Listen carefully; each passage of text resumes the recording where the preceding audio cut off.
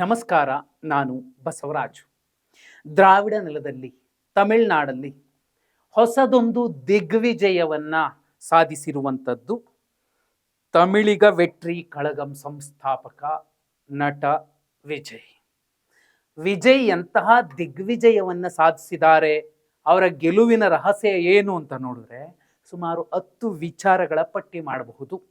ಅದರಲ್ಲೂ ಮುಖ್ಯವಾಗಿ ಆ ಒಬ್ಬ ವ್ಯಕ್ತಿ ಇವತ್ತು ವಿಜಯ್ ಸರಳ ಬಹುಮತದ ಸನಿಹಕ್ಕೆ ತಮ್ಮ ಟಿವಿಕೆ ಪಕ್ಷವನ್ನು ಗೆಲ್ಲಿಸಿಕೊಳ್ಳೋದಕ್ಕೆ ಕಾರಣಕರ್ತರು ಅಂದ್ರೆ ತಪ್ಪಾಗೋದಿಲ್ಲ. ಪ್ರಥಮ ಹಂತದಲ್ಲೇ ಇಂಥದ್ದೊಂದು ದಿಗ್ವಿಜಯ ಹೇಗೆ ಸಾಧ್ಯ? ಈ ಹಿಂದೆ MGR ಇಂಥದ್ದೊಂದು ಗೆಲುವನ್ನ ಸಾಧಿಸಿಕೊಂಡಿದ್ರು. NTR ಆ ಸಾಲಿಗೆ ಈಗ ವಿಜಯ್ ಬಂದಿದ್ದಾರೆ. ಹಾಗೆ ನೋಡಿದ್ರೆ ನೆರೆಯ ಆಂಧ್ರ ಪ್ರದೇಶದಲ್ಲಿ ಚಿರಂಜೀವಿ ಪ್ರಯತ್ನ ಮಾಡಿದ್ರು, ಅಂತ ಸಕ್ಸಸ್ ಆಗಲಿಲ್ಲ. ಅವರ ಸೋದರ ಪವನ್ ಕಲ್ಯಾಣ್ ಪ್ರಯತ್ನಿಸಿದ್ರು, ದೊಡ್ಡ ಇಂತಹ ಗೆಲುವು ಸಿಗ್ಲಿಲ್ಲ. ಒಂದು ಸಣ್ಣ ಮಟ್ಟದ ಕಿಂಗ್ ಮೇಕರ್ ಆಗಿ ಪವನ್ ಕಲ್ಯಾಣ್ ಇವತ್ತು ಕಾಣಿಸ್ಕೊಳ್ತಿದ್ದಾರೆ. ಆದ್ರೆ ಇಲ್ಲಿ ಎಲ್ಲಾ ಪಕ್ಷಗಳಿಗೆ ಎಚ್ಚರಿಕೆಯ ಸಂದೇಶವನ್ನ ಜೆನ್ಜಿ ಕೊಟ್ಟಿರುವಂಥದ್ದು. ಅದರಲ್ಲೂ ದ್ರಾವಿಡ ನೆಲದಲ್ಲಿ ವಂಶ ಪಾರಂಪರ್ಯದ ರಾಜಕಾರಣಕ್ಕೆ, ರಾಜಕೀಯ ಕುಟುಂಬಗಳ ವಾರಸುದಾರಿಕೆಗೆ ಮುಟ್ಟಿ ನೋಡ್ಕೊಳ್ಳೋ ರೀತಿಯಲ್ಲ, ಜೀವಮಾನದಲ್ಲಿ ಬಿದ್ದ ಏಟ್ ಎಂಥದ್ದಪ್ಪ ಅಂತ ನೆನಪಿಸಿಕೊಳ್ಳೋ ರೀತಿಯಲ್ಲಿ ತಮಿಳಿಗ ಮತದಾರರು ತೋರಿಸ್ಕೊಟ್ಟಿದ್ದಾರೆ. ನೋಡಿ, 5,73,00,000 ಮತದಾರರು ತಮಿಳುನಾಡಲ್ಲಿದ್ರೆ ಈ ಪೈಕಿ ಜೆನ್ಜಿ ಮತದಾರರು 1.22 ಕೋಟಿ ಇದ್ರು. ಇವರಲ್ಲಿ ಸುಮಾರು 68% ಜನ ಇವತ್ತು ವಿಜಯ್ ಅವರಿಗೆ ಜೈ ಅಂದಿದ್ದಾರೆ. ಆ ಕಾರಣಕ್ಕೋಸ್ಕರ ಇಂಥದ್ದೊಂದು ದಿಗ್ವಿಜಯ ಸಾಧ್ಯ ಆಗಿದೆ. ದ್ರಾವಿಡ ಪಕ್ಷಗಳು ಈ ತರ ಏನಿದ್ವು, DMK, AIADMK, ಇವೆಲ್ಲವನ್ನೂ ಕೂಡ ನೋಡಿ ರೋಸಿ ಹೋಗಿದ್ದಂತಹ ಜೆನ್ಜಿ ತಮಿಳಿಗ ಮತದಾರರು 68% ಜನ, ಆಲ್ಮೋಸ್ಟ್ 3/4 ಕೋಟಿ ಜನ ವಿಜಯ್ TVKಯ ವಿಷಲ್ ಹೊಡೆದಿರುವಂಥದ್ದು. ಇದು ಒಂದನೇ ವಿಚಾರ. ಎರಡನೇದು, ಹೊಸ ಪಕ್ಷ ಯಾರಾದ್ರೂ ಹೊಸಬ್ರ ಎಂಟ್ರಿ ಬಂದಾಗ ಕಾಲೆಳೆಯೋರು ಜಾಸ್ತಿ ಇರ್ತಾರೆ. ಯಾರು ಸೀನಿಯರ್ಸ್ ಇದ್ದಾರೆ ಬೇರೆ ಪಕ್ಷಗಳು, ಅವ್ರ ಜೊತೆಲಿ ಕೈ ಜೋಡಿಸಬಹುದಿತ್ತು ವಿಜಯ್. ಆದ್ರೆ ವಿಜಯ್ ಸೋಲೋ ಸ್ಟ್ರಾಟಜಿಯನ್ನ ಇಟ್ಕೊಂಡ್ರು. ಸೋಲುವ ಸ್ಟ್ರಾಟಜಿ ಅಲ್ಲ, ಸೋಲೋ ಸ್ಟ್ರಾಟಜಿ. DMK ಜೊತೆಲಿ ಹೋಗ್ಬೋದಿತ್ತು, ಸೈದ್ಧಾಂತಿಕವಾಗಿ ವ್ಯತ್ಯಾಸಗಳಿರಲಿಲ್ಲ. ಆದರೆ ಅವರು ಭ್ರಷ್ಟಾಚಾರ ಮತ್ತು ಕುಟುಂಬ ರಾಜಕಾರಣಕ್ಕೆ ದೊಡ್ಡ ಕಳಂಕದ ಮಸಿ ಬೆಳಕಂಗ್ ಕೂತಿದ್ರು. DMK ಜೊತೆಲಿ ಹೋಗ್ಲಿಲ್ಲ. AIADMK ಜೊತೆಲಿ ಹೋಗೋದಿಲ್ಲ, ಯಾಕಂದ್ರೆ ಸೈದ್ಧಾಂತಿಕ ವೈರಿ ಅನ್ನೋ ಸಾಲಿಗೆ ವಿಜಯ್ ಅವರು AIADMK ಅನ್ನು ಕೂಡ ಸೇರಿಸಿದ್ರು. ಇನ್ನು BJP ಈ ವೈರಿ ಅನ್ನೋ ಸಾಲಿನಲ್ಲಿ ಟಾಪ್ ಪ್ಲೇಸ್ ಅಲ್ಲಿ ಬರುತ್ತೆ. ಆ ಕಾರಣಕ್ಕೋಸ್ಕರನೇ ಇಂತಹ ದೊಡ್ಡ ಪಕ್ಷಗಳ ಜೊತೆಯಲ್ಲಿ ಮೈತ್ರಿ ಮಾಡ್ಕೊಳ್ಳೋದಕ್ಕೆ ಮುಂದಾಗ್ಲಿಲ್ಲ. ಆದ್ರೆ ಕಾಂಗ್ರೆಸ್ ಜೊತೆಲಿ ಮೈತ್ರಿ ಮಾಡ್ಕೊಳ್ಳೋದಕ್ಕೆ ರೆಡಿ ಇದ್ರು. ರಾಹುಲ್ ಗಾಂಧಿ ಅವರು ಕೂಡ ಒಪ್ಪಿದ್ರು. ಆದ್ರೆ ಕಾಂಗ್ರೆಸ್ನ ಹಿರಿಯ ನಾಯಕರು ಒಪ್ಪಿಕೊಳ್ಳದ ಕಾರಣ ಚುನಾವಣಾ ಪೂರ್ವ ಮೈತ್ರಿಯ ಸಂದರ್ಭದಲ್ಲಿ ಕಾಂಗ್ರೆಸ್ ಹೊರಗೆ ನಿಂತಿತ್ತು. ಈಗ ಪರೋಕ್ಷವಾಗಿ 2-3 ದಿನಗಳಿಂದಲೂ ಮಾತುಕತೆ ನಡೀತಿದೆಯಂತೆ. ಸರಳ ಬಹುಮತದ ಸನಿಹಕ್ಕೆ ಬಂದು ವಿಜಯ್ ಅವರಿಗೆ ಸಂಕಷ್ಟ ಎದುರಾದ್ರೆ ಕಾಂಗ್ರೆಸ್ ಬೆಂಬಲ ಸೂಚಿಸುವಂಥದ್ದು ಖಚಿತ. ಇಲ್ಲಿ ಇಂಪಾರ್ಟೆಂಟ್ ಅನಿಸುವಂಥದ್ದು ಮಹಿಳಾ ಮತದಾರರು ವಿಜಯ್ ಅವರು ಗೆಲ್ಲೋದಕ್ಕೆ ಕಾರಣ. ಮೂರನೇ ವಿಚಾರ, ಯಾಕಂದ್ರೆ ಸುಮಾರು 5.25 ಕೋಟಿ ಮತದಾರರ ಪೈಕಿ ಈ 3 ಕೋಟಿ, ಸರಿ ಸುಮಾರು 2.93 ಕೋಟಿ ಮಹಿಳಾ ಮತದಾರರಲ್ಲಿ ಬಹುಪಾಲು, ನೀವು 70% ಅಂತನಾದ್ರೂ ಕನ್ಸಿಡರ್ ಮಾಡಿ, ವಿಜಯ್ ಅವರಿಗೆ ಜೈ ಅಂದಿದ್ದಾರೆ, ಮತ ಹಾಕಿದ್ದಾರೆ. ಇದಕ್ಕೂ ಕಾರಣ ಆಗಿದ್ದು ಅವರು ಅವರ ಪ್ರಣಾಳಿಕೆ ಕೊಟ್ಟಂತಹ ಯೋಜನೆಗಳು. ಒಂದು ಎಲ್ಲಕ್ಕಿಂತ ಇಂಪಾರ್ಟೆಂಟ್ಸ್ ಅನ್ಸದ್ದು, ಮದುವೆ ಸಂದರ್ಭದಲ್ಲಿ ವಿವಾಹಕ್ಕಾಗಿ 8 ಗ್ರಾಂ ಚಿನ್ನ ಮತ್ತು ವರ್ಷಕ್ಕೆ 6 ಗ್ಯಾಸ್ ಉಚಿತ ಅನ್ನುವಂತಹ ಯೋಜನೆ, ಗ್ಯಾಸ್ ಸಿಲಿಂಡರ್ ಕೊಡ್ತೀವಿ ಅನ್ನುವಂತಹ ಯೋಜನೆ ಹೆಣ್ಣು ಮಕ್ಕಳನ್ನ ಆಕರ್ಷಿಸಿತ್ತು.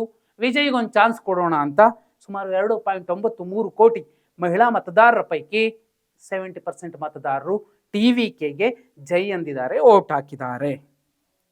ಇನ್ನೂ ಇಂಪಾರ್ಟೆಂಟ್ ಅಂದ್ರೆ, ಈ ಶಾಲಾ ಮಕ್ಕಳ ತಾಯಂದಿರಿಗೆ ವಾರ್ಷಿಕವಾಗಿ 15,000 ರೂಪಾಯಿ ಕೊಡುವಂತಹ ವಿಶೇಷ ವೇತನ ಯೋಜನೆ, 5 ಲಕ್ಷ ಸರ್ಕಾರಿ ಉದ್ಯೋಗಗಳ ಸೃಷ್ಟಿ, ಆಧುನಿಕ ತಂತ್ರಜ್ಞಾನಕ್ಕೆ ಒತ್ತು ನೀಡುವ AI ನಗರಗಳ ಸ್ಥಾಪನೆ. 60 ವರ್ಷದೊಳಗಿನ ಎಲ್ಲಾ ಮಹಿಳೆಯರಿಗೆ 2,500 ಸಹಾಯಧನ ಮಾಸಿಕ ಕೊಡುವಂತಹ ಯೋಜನೆಗಳು ಕೂಡ ಮುಖ್ಯ ಆಗಿತ್ತು. ಆ ಕಾರಣಕ್ಕೋಸ್ಕರ ವಿಜಯ್ ಇಲ್ಲಿ ಗೆದ್ದಿದ್ದಾರೆ. ವಿಜಯ್ಗೆ ಮತ್ತೆ ರಾಜ್ಯದಲ್ಲಿ ಮನಸ್ಸು ಮಾಡಿದ್ರೆ ವಿಜಯ್ ರೀತಿಯಲ್ಲೇ ಗೆಲ್ಲುವಂತಹ ಇನ್ನೊಬ್ಬ ನಟ ಕೂಡ ಕರ್ನಾಟಕದಲ್ಲಿರುವಂಥದ್ದು. ಇಬ್ಬರಿಗೂ ಒಂದು ಸಾಮ್ಯತೆ, ಅಭಿಮಾನಿಗಳು. ನೋಡಿ, ಇಡೀ ತಮಿಳುನಾಡಲ್ಲಿ 85,000 ಸಂಘಗಳು ವಿಜಯ್ ಅವರ ಅಭಿಮಾನಿಗಳ ಸಂಘಗಳು ಇರುವಂಥದ್ದು. ನಿಮ್ಗೆ ಅಚ್ಚರಿ ಆಗಬಹುದು, ಇಡೀ ರಾಜ್ಯದಲ್ಲಿ 234 ವಿಧಾನಸಭಾ ಕ್ಷೇತ್ರಗಳಿಗೆ ಇವರಿಗೆ 69,400 ಬೂತ್ ಏಜೆಂಟ್ಗಳು ಅಂತ ಸಿಕ್ಕಿದ್ದು ವಿಜಯ್ ಅವರ ಅಪ್ಪಟ ಅಭಿಮಾನಿಗಳು. ಇನ್ನೂ ಮುಖ್ಯ ಅಂದ್ರೆ ಇವರು 2009ರಲ್ಲಿ ವಿಜಯ್ ಮಕ್ಕಳ ಇಯಕಂ ಅಂತ ಮಾಡ್ತಾರೆ, ಅಭಿಮಾನಿಗಳ ಸದಸ್ಯತ್ವ ನೋಂದಣಿ ಕಾರ್ಯಕ್ರಮ. 1 ಕೋಟಿ ಅಭಿಮಾನಿಗಳು ಸದಸ್ಯರು ಅಂತ ನೋಂದಾಯಿಸ್ಕೊಳ್ತಾರೆ. ಅವರ ಮೂಲಕ ಸಾಕಷ್ಟು ಕಾರ್ಯಕ್ರಮಗಳನ್ನ ಮಾಡಿದ್ರು. ಈ ಫ್ಯಾನ್ ಬೇಸ್ ಇತ್ತಲ್ಲ, ಆ ಫ್ಯಾನ್ ಬೇಸೇ ಇವತ್ತು ವೋಟ್ ಬೇಸ್ ಆಗಿ ಮಾರ್ಪಾಡಾಗಿರುವಂಥದ್ದು. ಬೇರೆ ನಟರಿಗೆ ಇದು ಸಾಧ್ಯ ಆಗಿರಲಿಲ್ಲ, ಆದ್ರೆ ವಿಜಯ್ ಅವರಿಗೆ ಅದು ಸಾಧ್ಯ ಆಗಿದೆ. ಸಾಕಷ್ಟು ಸಮಾವೇಶಗಳನ್ನ ಮಾಡಿದಾಗ ಜನ ದೊಡ್ಡ ಮಟ್ಟದಲ್ಲಿ ಬಂದು ಸೇರೋಕೆ ಕಾರಣ ಆಗಿದ್ದು ಈ ವಿಜಯ್ ಮಕ್ಕಳ ಇಯಕಂ. 5ನೇ ವಿಚಾರ ಗೆಲ್ಲೋದಕ್ಕೆ ಕಾರಣ ಆಗಿದ್ದು, ಆಡಳಿತ ವಿರೋಧಿ ಅಲೆಯನ್ನ ಚೆನ್ನಾಗಿ ಗುರುತಿಸಿಕೊಂಡ್ರು, ಸ್ಪಷ್ಟ ಗುರಿ ಇಟ್ಕೊಂಡಿದ್ರು. ಯಾಕೆಂದ್ರೆ ಇಷ್ಟೊತ್ತಿಗಾಗಲೇ ತಮಿಳುನಾಡಲ್ಲಿ ಅಸ್ತಿತ್ವದಲ್ಲಿದ್ದ ಪಕ್ಷಗಳ ಮೇಲಿನ ಭ್ರಷ್ಟಾಚಾರ ಆರೋಪಗಳನ್ನ ವಿಜಯ್ ಸರಿಯಾಗಿ ಬಳಸ್ಕೊಂಡ್ರು. ವೇದಿಕೆಗಳ ಮೇಲೆ ತುಂಬಾ ಸ್ಪಷ್ಟವಾಗಿ, ಸರಳವಾಗಿ, ವಿನಯವಾಗಿ ಟೀಕಿಸಿದ್ರು. DMK ಪಕ್ಷವನ್ನ ರಾಜಕೀಯ ವೈರಿ ಅಂತಲೇನೆ ಕರೆದ್ರು. ಬಿಜೆಪಿಯನ್ನ ವೈಚಾರಿಕ ವೈರಿ ಅಂತ ಗುರುತಿಸುವ ಮೂಲಕ ತಮಿಳುನಾಡಿನ ಜನತೆಗೆ ವಿಜಯ್ ಸ್ಪಷ್ಟ ಸಂದೇಶ ಕೊಟ್ಟರು. ನಿಮ್ಮ ಪರ್ಯಾಯ ಪಕ್ಷ ಅದು TVK ಅನ್ನೋದನ್ನ ಹೇಳಿದ್ರು. ಇದು ಕೂಡ ಮುಖ್ಯ ಆಗುತ್ತೆ ವಿಜಯ್ ಅವರ TVK ಗೆಲ್ಲೋದಕ್ಕೆ ಕಾರಣ. ಇನ್ನು ಸುಮಾರು 17 ವರ್ಷದ ಹಿಂದೆನೆ ಪಕ್ಷ ಕಟ್ಟಿದ್ರು, ಆದ್ರೆ ಆ ಪಕ್ಷ ಅಧಿಕೃತವಾಗಿ ಕೆಲಸ ಶುರು ಮಾಡಿದ್ದು 17 ವರ್ಷಗಳಿಂದ. 2009ರಲ್ಲೇ ನೆಟ್ಟಿದ್ದಂತಹ ಬೀಜ ಇವತ್ತು ಫಲ ಕೊಟ್ಟಿದೆ. ತಮಿಳುನಾಡು ಚಿತ್ರರಂಗದಲ್ಲಿರುವ ಮಾಸ್ ಹೀರೋಗಳಲ್ಲಿ ರಜನಿಕಾಂತ್ ಕೂಡ ಪಾರ್ಟಿ ಮಾಡೋದಕ್ಕೆ ಮುಂದಾಗಿದ್ರು, ಆದ್ರೆ ಆರೋಗ್ಯದ ಸಮಸ್ಯೆ ಅದು ಇದು ಕಾರಣ ಕೊಟ್ಟು ಅವರು ಮಾಡಲಿಲ್ಲ. ಆದ್ರೆ 2009ರಲ್ಲಿ ವಿಜಯ್ ಮಕ್ಕಳ ಇಯಕಂ ಸ್ಥಾಪಿಸಿದ ಮೇಲೆ ರಾಜ್ಯಾದ್ಯಂತ ವಿವಿಧೆಡೆ ತಮ್ಮ ಅಭಿಮಾನಿಗಳನ್ನ ಬಳಸಿಕೊಂಡು ವಿಪತ್ತು ಪರಿಹಾರ ಸೇವೆ, ಶಿಕ್ಷಣ ಮತ್ತಿತರ ಸೇವೆಗಳ ಕೊಡೋ ಮೂಲಕ, ಸಂಘಟನೆಯ ಮೂಲಕ ಆ ಕೆಲಸಗಳನ್ನ ಮಾಡಿ ತೋರಿಸಿದ್ರು. ಏನು ಇಲ್ದೇನೆ ನಾನು ಇಷ್ಟೆಲ್ಲ ಕೆಲಸ ಮಾಡ್ತೀನಿ, ಒಂದು ವೇಳೆ ನನ್ನನ್ನ ನೀವು ಆಯ್ಕೆ ಮಾಡಿದ್ರೆ ನಾನು ನಿಮ್ಗೆ ತುಂಬಾ ಸನಿಹದಲ್ಲಿದ್ದು ನಿಮ್ಮ ಸಮಸ್ಯೆಗಳಿಗೆ ಜೊತೆಯಾಗ್ತೀನಿ, ನಿಮ್ಮ ಕಣ್ಣೀರು ಒರೆಸ್ತೀನಿ ಅನ್ನುವಂತಹ ಸಂದೇಶ ಕೊಟ್ಟಿದ್ರು. 7ನೇ ವಿಚಾರ, ವಿಜಯ್ 2 ದೋಣಿಲಿ ಕಾಲಿಡ್ಲಿಲ್ಲ. ನಮ್ಮಲ್ಲಿ ಯಾರೋ ಒಬ್ರು ಇದ್ದಾರೆ, ರಾಜಕೀಯ ನೀವು ಮಾಡ್ಕೊಳ್ಳಿ, ರಾಜಕೀಯ ಪಕ್ಷದ ನೇತರ ನಾನಾಗಿರ್ತೀನಿ, ಆದ್ರೆ ರಾಜಕೀಯದಲ್ಲಿ ನಾನು ಸ್ಪರ್ಧೆ ಮಾಡೋದಿಲ್ಲ, ನಿಮ್ಮದೇ ಒಂದು ಪಕ್ಷ ಪ್ರಜಾಕೀಯ, ನಾನು ನಟನೆನೂ ಮಾಡ್ಕೊಂಡಿರ್ತೀನಿ ಅಂತ ಹೇಳ್ತಾರೆ. ಆದ್ರೆ ವಿಜಯ್ ತುಂಬಾ ಸ್ಪಷ್ಟವಾಗಿ ನಾನು ರಾಜಕಾರಣ ಶುರು ಮಾಡ್ತಿದ್ದೀನಿ, ಇದೇ ನನ್ನ ಕೊನೆಯ ಸಿನಿಮಾ ಜನನಾಯಕನ್ ಅಂತ ಹೇಳಿ ಸೈಡ್ ಬಿಸ್ನೆಸ್ ಆಗಿ ಸಿನಿಮಾ ಇಟ್ಕೊಳ್ಳದೆ ರಾಜಕೀಯವನ್ನೇ ಮಾಡಿದ್ರು. ಈ ಮೂಲಕ ಗ್ರೌಂಡ್ ಲೆವೆಲ್ ಬೇಸ್ ಸರಿಯಾಗಿ ಗಟ್ಟಿಗೊಳಿಸಿಕೊಂಡಿದ್ರು. 8ನೇ ವಿಚಾರ, ರಾಜಕೀಯವಾಗಿ ಆರಂಭದಲ್ಲೇ ತುಳಿಯುವಂತಹ ಪ್ರಯತ್ನಗಳನ್ನ ಎದುರಾಳಿಗಳು ಮಾಡಿದ್ರು.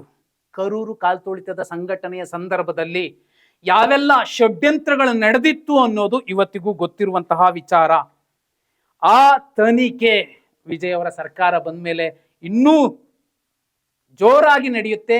ಸತ್ಯಾಸತ್ಯತೆಯನ್ನು ಕೂಡ ಹೊರಗೆ ತರ್ತಾರೆ, ಆಗ ಗೊತ್ತಾಗತ್ತೆ ಯಾರು ಮಾಡಿಸಿದ್ದು ಅಂತ. ಇನ್ನು ವಿಜಯ್ ಅವರ ಈ ಗೆಲುವಿನ ಹಿಂದಿರುವ ಏಕೈಕ ವ್ಯಕ್ತಿಗಳಲ್ಲಿ ಒಬ್ರು, ಏಕೈಕ ವ್ಯಕ್ತಿ, ಸಾಕಷ್ಟು ವ್ಯಕ್ತಿಗಳಿದ್ದಾರೆ, ಆದ್ರೆ ಅದರಲ್ಲಿ ಮುಖ್ಯವಾಗಿ ಕಾಮರಾಜ ನಾಡರ್. ಕಾಮರಾಜ ನಾಡರ್ ಹೇಗೆ? ಸಿಂಪಲ್, ಅವರು ಮುಖ್ಯಮಂತ್ರಿ ಇದ್ದಾರೆ, ಅವರು ವೈದ್ಯಕೀಯ ಶಿಕ್ಷಣ ಪಡೆಯೋದಿಕ್ಕೆ ಒಂದು 15-20 ಅರ್ಜಿಗಳನ್ನ ಸೆಲೆಕ್ಟ್ ಮಾಡಬೇಕು. ಅವರನ್ನ ಫೈನಲ್ ಮಾಡಿ ಕಳಿಸ್ಕೊಡ್ಬೇಕು. ಅಲ್ಲಿ 100 ಅರ್ಜಿಗಳು ಬಂದು ಬಿದ್ದಿದ್ದಾವೆ. ಪಿ ಎಗೆ ಹೇಳ್ತಾರೆ, ನೋಡಪ್ಪ ಇದನ್ನ ನೋಡ್ಕೊಡು ಅಂತ. ಅವ್ರಿಗೆ ಹೇಗೆ ಸೆಲೆಕ್ಟ್ ಮಾಡೋದು ಅಂತ ಗೊತ್ತಾಗೋದಿಲ್ಲ. ತಕ್ಷಣ ಆ ವ್ಯಕ್ತಿ, ಮುಖ್ಯಮಂತ್ರಿ ಆಗಿದ್ದವರು ಬಂದು ಟಕ ಟಕ ಟಕ ನೋಡ್ಬಿಟ್ಟು 10 ಜನರನ್ನ ಸೆಲೆಕ್ಟ್ ಮಾಡಿ ಉಳಿದವನ್ನ ಪಕ್ಕಕ್ಕೆ ಹಾಕ್ತಾರೆ. ಆಮೇಲೆ ಪಿ ಎ ಬಂದು ಕೇಳ್ತಾರೆ, ನನ್ನ ಕೈಲಿ ಆಗ್ಲಿಲ್ಲ, ನೀವು ಹೇಗೆ ಸೆಲೆಕ್ಟ್ ಮಾಡಿದ್ರಿ ಅಂತ. ನೋಡಪ್ಪ, ಇದರಲ್ಲಿ ನನಗೆ 10 ಮಾತ್ರ ಹೆಬ್ಬೆಟ್ಟಿರೋದು ಕಾಣಿಸ್ತು ಪೋಷಕರದ್ದು. ಸೊ ನನಗೆ ಅರ್ಥ ಆಗಿದ್ದೇನೆಂದ್ರೆ, ಪೋಷಕರೇ ಓದಿಲ್ದಿದ್ರು ಕೂಡ ಇವರು ವೈದ್ಯಕೀಯ ಶಿಕ್ಷಣ ಪಡೆಯೋ ಮಟ್ಟಕ್ಕೆ ಜಾಣರಾಗಿ ಅಂಕಗಳನ್ನ ತಗೊಂಡು ಬಂದಿದ್ದಾರೆ ಅಂದ್ರೆ, ಇಂಥವ್ರನ್ನ ನಾವು ವೈದ್ಯಕೀಯ ಶಿಕ್ಷಣಕ್ಕೆ ಕಳಿಸ್ಕೊಟ್ರೆ ಇನ್ನು ಒಳ್ಳೊಳ್ಳೆ ಕೆಲಸ, ಸೇವೆ ನಾಡಿಗೆ ಸಿಗತ್ತೆ ಅನ್ನೋದನ್ನ ಹೇಳಿದ್ರು. ಅಂತಹ ವ್ಯಕ್ತಿ ಕಾಮರಾಜ ನಾಡರ್. ಒಬ್ಬ ಮುಖ್ಯಮಂತ್ರಿ ಅವ್ರು ಹುಟ್ಟೂರ್ಗೆ ಹೋಗ್ತಾರೆ. ಹುಟ್ಟೂರ್ಗೆ ಹೋದಾಗ ಅವರ ತಾಯಿ ಬಂದು ಕರೀತಾರೆ, ಬಾಪ ಮನೆಗೆ ಊಟ ಮಾಡ್ಕೊಂಡು ಹೋಗು ಅಂತ. ಅವ್ರ ಮನೆಗೆ ಹೋದಾಗ ಅವ್ರ ಮನೆ ಒಳಗೆ ನಲ್ಲಿ ಇರುತ್ತೆ. ತಕ್ಷಣ ನಲ್ಲಿ ನೋಡಿದ ಕೂಡಲೇ ಸ್ಥಳೀಯ ಅಧಿಕಾರಿಯನ್ನ ಕರೆಸಿ, ಯಾರು ಇದನ್ನ ಹಾಕ್ಸಿದ್ದು ಅವನನ್ನ ಸಸ್ಪೆಂಡ್ ಮಾಡಿ ಬಿಸಾಕಿ ಅಂತ ಹೇಳ್ತಾರೆ. ಅವ್ರ ತಾಯಿನ ಕರೆದು ಕೇಳ್ತಾರೆ, ಯಾರು ಹಾಕಿದ್ದು? ನಾನು ಬೇಡ ಅಂದೆ, ಅವರೇ ಹಾಕಿದ್ರು. ನಾನು ದೂರದಿಂದ ನೀರು ಹೊತ್ಕೊಬರೋದು ನೋಡಿ ಅವ್ರಿಗೆ ಬೇಸರ ಆಗಿ ಹಾಕಿದ್ದಾರೆ ಅಂತ. ಇದು ಅಧಿಕಾರ ದುರುಪಯೋಗ ಆಗತ್ತೆ. ಅಮ್ಮ, ನೀನು ಈ ತರ ಮಾಡಬಾರ್ದು, ನಿಂಗಿನ್ನೂ ಶಕ್ತಿ ಇದೆ, ಸರ್ಕಾರಿ ಕೊಳಾಯಿ ಹತ್ರ ಹೋಗಿ ನೀರು ತಗೊಂಬ ಅಂತ ಹೇಳ್ತಾರೆ. ಹೀಗೆ ಅಧಿಕಾರ ದುರುಪಯೋಗವನ್ನೂ ಕೂಡ ಮಾಡಿಕೊಳ್ಳದೆ ಇದ್ದದ್ದು ಕಾಮರಾಜ ನಾಡರ್. ಅಷ್ಟೇ ಅಲ್ಲ, 2 ಸಲ ಮುಖ್ಯಮಂತ್ರಿ ಆದ್ಮೇಲೆ 3ನೇ ಸಲಕ್ಕೆ ನನಗೆ ಬೇಡ, ಬೇರೊಬ್ಬರಿಗೆ ಅವಕಾಶ ಕೊಡಿ ಅಂತ ಕಾಂಗ್ರೆಸ್ ಹೈಕಮಾಂಡ್ ಮುಂದೆ ನಿಂತ್ಕೊಂಡು ಪರ್ಯಾಯ ಮಾರ್ಗವನ್ನ ತೋರಿಸ್ಕೊಟ್ಟಂತವ್ರು ಕಾಮರಾಜ್ ನಾಡರ್. ಆ ಕಾರಣಕ್ಕೋಸ್ಕರನೇ ನಾಡಾರ್ ಮಾದರಿ, ಕಾಮರಾಜ ನಾಡಾರ್ ಮಾದರಿ ಅನ್ನೋದೇ ಒಂದು ದೊಡ್ಡದಿದೆ.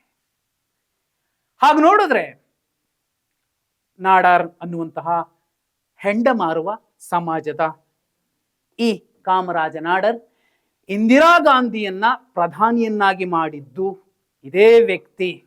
ನಿಜಲಿಂಗಪ್ಪ ಅವರ ವಿರೋಧವನ್ನ ಕಟ್ಕೊಂಡು ಅನ್ನುವಂಥದ್ದು ಕೂಡ ಗೊತ್ತಿರುವಂತಹ ಸತ್ಯಾನೆ. ಅಂತಹ ಕಾಮರಾಜ ನಾಡರ್ ಅವರನ್ನ ಪ್ರತಿ ವೇದಿಕೆಗಳಲ್ಲಿ ಉಲ್ಲೇಖಿಸಿದ್ರು ವಿಜಯ್. ಕಾಂಗ್ರೆಸ್ಸು, DMK ಎಲ್ಲಾ ಪಕ್ಷಗಳು ಮರೆತು ಹೋಗಿದ್ದ ಕಾಮರಾಜ ನಾಡರನ್ನ ನೆನಪಿಸಿ ಆ ಸಮಾಜದಲ್ಲಿ ಸ್ವಾಭಿಮಾನವನ್ನ ಮೂಡಿಸಿದ್ದು ವಿಜಯ್. ಹಾಗೆ ನೋಡಿದ್ರೆ ಜಾತಿ ಮೀರಿದ ರಾಜಕಾರಣವನ್ನ ತಮಿಳುನಾಡಲ್ಲಿ ಈ ಸಲ ಫಸ್ಟ್ ಟೈಮ್ ಮಾಡಿದ್ದು ವಿಜಯ್. ಇನ್ನೂ ಇಂಪಾರ್ಟೆಂಟ್ ಅಂದ್ರೆ, ಒಂದು ಹಂತಕ್ಕೆ ಸಿದ್ದರಾಮಯ್ಯ ಅವರ ರೀತಿಯಲ್ಲಿ ಯೋಚನೆ ಮಾಡಿದ್ರು. ಯಾಕೆ? ಯಾವ ಸಮಾಜಗಳಿಗೆ ರಾಜಕೀಯ ಪ್ರಜ್ಞೆ ಇಲ್ಲ, ಯಾರಿಗೆ ರಾಜಕೀಯವಾಗಿ ಪ್ರಾತಿನಿಧ್ಯ ಸಿಕ್ಕಿಲ್ಲ ಅಂತವ್ರಿಗೆ ಅವಕಾಶಗಳನ್ನ ಕೊಟ್ಟರು. ಅವರ ಕಾರ್ ಡ್ರೈವರ್ ಮಗನಿಗೆ ಟಿಕೆಟ್ ಕೊಟ್ಟು ಗೆಲ್ಸ್ಕೊಂಡಿದ್ದಾರೆ. ಸಾಮಾಜಿಕ ನ್ಯಾಯ ಅನ್ನುವಂತಹ ದೊಡ್ಡ ಅಸ್ತ್ರವನ್ನ, ಕನ್ನಡಕವನ್ನ ಹಾಕೊಂಡು ಅದರಲ್ಲಿ ಬಾಬಾ ಸಾಹೇಬರ ದೃಷ್ಟಿಕೋನವನ್ನ ಇಟ್ಕೊಂಡಿದ್ರು ವಿಜಯ್. ಆ ಕಾರಣಕ್ಕೋಸ್ಕರ ಇಂಥದ್ದೊಂದು ಗೆಲುವು ಸಾಧ್ಯವಾಯಿತು.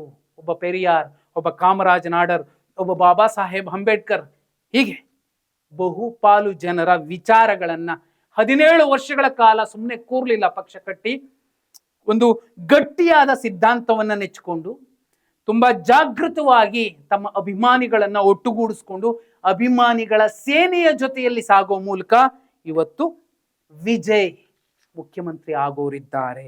ಈ ವಿಜಯ್ ಅವರ ದಿಗ್ವಿಜಯ ಹಿಂದೆ ಇರುವಂತದ್ದು ಈ ವಿಚಾರಗಳು ಮತ್ತು ಕಾಮರಾಜ ನಾಡರ್. ನೀವೇನಂತೀರಾ? ಕಮೆಂಟ್ ಮಾಡಿ.